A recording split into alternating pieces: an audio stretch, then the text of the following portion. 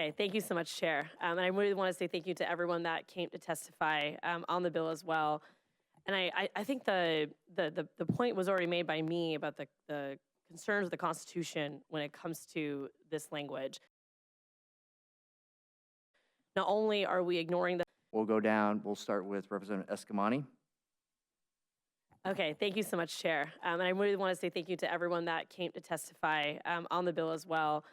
And I think the point was already made by me about the concerns of the Constitution when it comes to this language.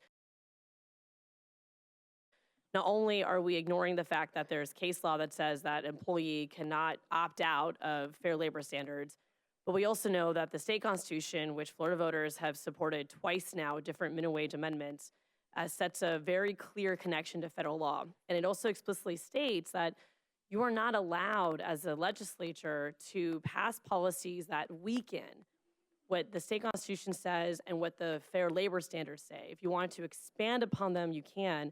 You cannot weaken them. But the heart of this is that if everyone here, as they've stated, has a commitment to student learners, a commitment to apprenticeships, a commitment to giving folks a chance at a profession, and they will want to see that easier for an employer by providing a different wage standard. The good news is that we already have that today.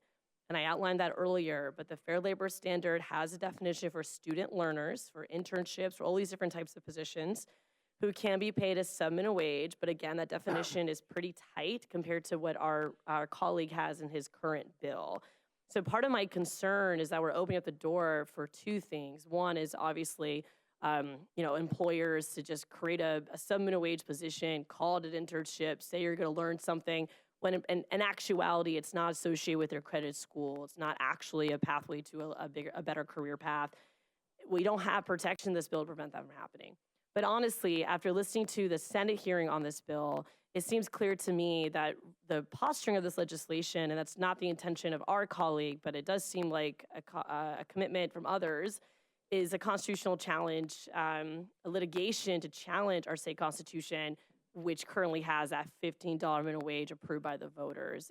Because federal standards already have a pathway for student learners, I do feel like not only is this legislation just not needed in the concept of accomplishing the apprenticeship goals, but I do worry that what it's really doing is framing a legal fight to potentially eliminate Florida's currently constitutionally established minimum wage.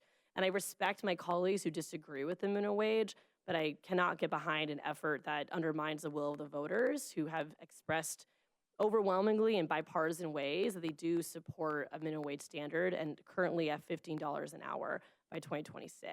And so for those reasons and more, I will be voting down this bill. Thank you, Chair.